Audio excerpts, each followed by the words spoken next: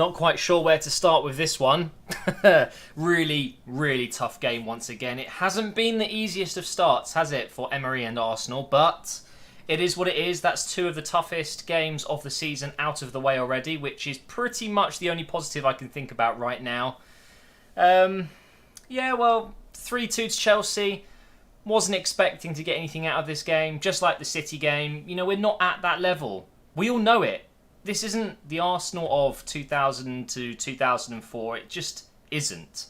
This is a completely new era for us. It's a new team. It's a new manager. It feels like a new club. And this is always going to be one of the toughest starts to a Premier League season when you have Man City, who destroyed the league last year in our very first game, and then Chelsea at Stamford Bridge, which, just want to remind you, it's very unlikely that we get any points there. We never do. It's almost like Anfield for us, which is another game that we've got to look forward to at some point. But ultimately, though, I feel like this game was thrown away in the first 35 minutes. And if you watch the game, like I'm sure many of you did, it's one of the beauties of it being on Sunday, I feel like if we were just a bit calmer and a little bit less panicky, we probably could have avoided those goals that we conceded. It was just shocking defending. And I'm not going to go witch hunting and digging into some players because it is still very early on in the season, but there are one or two names that seem to keep propping up, even since Emery has taken over, that just don't seem to be quite at the level we need. I thought Bellerin was one of those players today that just didn't do enough defensively. Going forward, I thought actually he had a very good game.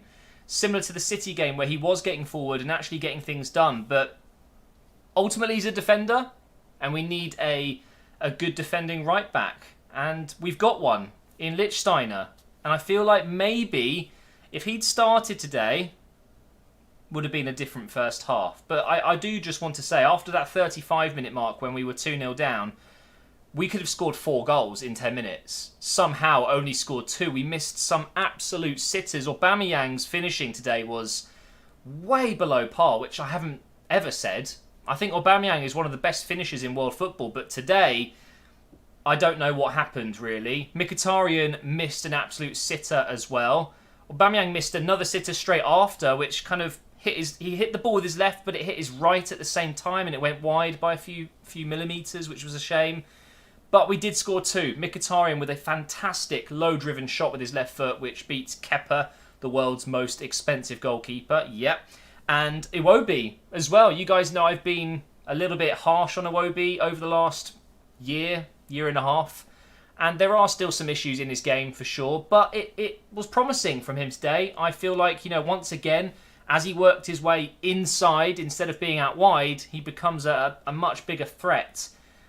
But still lost the ball countless times. He's got such clunky feet. It feels like he's just slow. And yeah, I'm still not totally convinced on Iwobi in this team, especially in that setup, but did well to get his goal. So we went in at the break 2-2, thinking actually we did pretty well not to capitulate at 2-0 because they were all over us. It was actually kind of embarrassing. I was very concerned and very cautious about tweeting anything about, us potentially getting back into the game. I'm very active on Twitter during these matches, and there were times where I'd write a tweet out and then just go, delete that. It's very easy to feel the emotion in real time, but all of a sudden we're 2-2 and it's half time. So that first 35 minutes when we were getting absolutely destroyed is actually almost a positive because we've managed to not completely ruin the chances of the game by going 3-4-0 down, which we probably could have. And actually, we fought back and showed some character to get it back to 2-2, which I thought was very impressive. And this is such a different team. It's the same players, but with a different setup, and it is going to take a few weeks/months to sort itself out. It's going to take time. So that was actually a bit of a negative that turned into a positive, and we looked actually the stronger team for that final 10 minutes in the first half. But different story in the second half. I called for it on Twitter at half-time that I would love to see Torreira come in and Xhaka go off. And lo and behold, we've got a manager now that has the balls to make a change at half-time. As soon as that substitution board went up, I was just like, what? I'm so used to Arsene Wenger barely making any changes to the squad in the 65th, 70th minute, And you could see he didn't really want to do that. But with Emery, it felt like he saw that Xhaka was an issue. Again, lack of mobility, on a yellow card, just looking like a headless sheep running around, a headless chicken running around, and changed it. Torreira came on and made an impact straight away, and throughout the rest of the second half we brought on Ramsey, Lacazette, very positive changes, but we couldn't handle Chelsea. Sarri comes in with Sarri ball, as they call it, very quick passing, a lot of first touches, and Chelsea have a great team to do that. And when Hazard came on, I mean, it was game over. It really was. Hazard completely destroyed down the right side of our team. Bellerin, I mean, looked tired, bless him. A lot of running in that first half of Bellerin, and I think some of it could be avoided. I feel like positionally, he's always just out of position. Simple as that, really, and Hazard just was playing games with him. So, of course, they go on to score, which, you know, part of the blame, I think, falls on Lacazette. He came on and did relatively well. He held up the ball, passed it, had a few, you know, interesting moments. But he had just that lapse in concentration where he's tried to pass it back to one of our defenders, I think probably Mustafi, and he's passed it straight to Chelsea, and they've gone on the break and scored. And, of course, yeah, we could have dealt with the situation better and defended it, but if you're not making mistakes in the first place, you won't have to pull yourself out of it. And that's, unfortunately, Lacazette's fault. The lead up to the goal, although we could have defended it better. But Hazard doing Hazard things and just creates a goal out of nothing. And I think it's a fair result. Even though that we had those incredible chances before the break, and we could have, and I'm not joking, we could have gone in at 4-2. We could have been winning that game comfortably. And maybe have ended it there. You know, we could have, it would have been enough. It would have been 4-3. But football doesn't work like that. If you don't put your chances away, you'll pay. As simple as that. When Aubameyang missed his first sitter, and if you haven't seen it yet, you wouldn't believe it's Aubameyang. You'd bet your house on it going in. And literally, I think it was 55 seconds later, the commentators said, you've got Morata banging in another goal, 2-0. We made Morata look like Thierry Henry. And it's Thierry's birthday today, so yeah. I feel like there's mistakes in this team that will get ironed out. And going forward, as an attacking team, we'll be fine. We've got enough firepower. I worry about not having a winger, and that means we will play quite narrow. And I think Chelsea knew that, and they had such a wide formation. They had Alonso and Azpilicueta as far away as possible from our strikers. It stretched us out. And with Iwobi cutting inside, with Mkhitaryan cutting inside, Mesut Ozil not really doing anything, unfortunately, we just could not handle that. So, against big teams like Chelsea, like Man City, we're always going to struggle. It's just the way it is. That's what Arsenal is these days, unfortunately.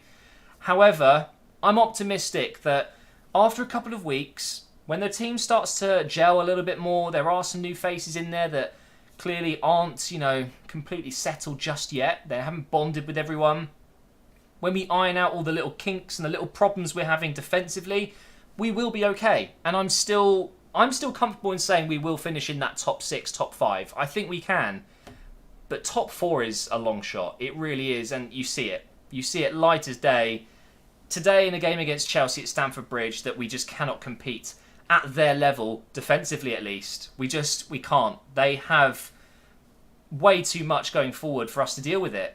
Socrates isn't a good enough signing to keep us up on that level. It's a good signing, don't get me wrong. We needed someone like him, but we need another one. Mustafi doesn't cut it for me. So, I mean, we need January to fix it, clearly. We need a few transfer windows to bring in more players, and we need time. And Emery will get it. I'm not sitting there during this match thinking, why did we get Emery? Useless. We look exactly the same as last season, because what do you expect him to do in the space of 2 months? It's impossible to expect a completely new team. It just doesn't work like that. Football takes time to change. You know, all the players are new to this. So I'm hoping that I'll be looking back on these videos towards Christmas time thinking, yeah, we really struggled at the start of the season. Wouldn't surprise me if we're in the bottom half in November. But do you know what? As long as we recover that and we make it into that top 6 towards the end of the season, I'm okay with it. I'm not expecting anything crazy. I'm not expecting anything like a miracle. Okay, this is a completely different situation that I've never been in as an Arsenal fan in my lifetime. You know, all I've known is Wenger. Success up until the last 10 years where we've obviously gone downhill. We're just climbing back up, and it's going to take a lot of time, and you know what? It might not ever happen. Maybe this is it for Arsenal. Maybe this is the new Arsenal that I support, that we're just going to be that team that challenge for top 4, and that's it. And if that's the way it is, that's the way it is. Not every football team can win. Okay, that's football. So I'm okay with this result today. I'm upset, and I'm gutted that we couldn't get a draw out of this. You know, 2-2 would have been a fantastic result for us, but we go into our next game against West Ham, get 3 points there. We'll start chugging along nicely. You know, this is a horrendous start for us. It really is. So it was always going to happen.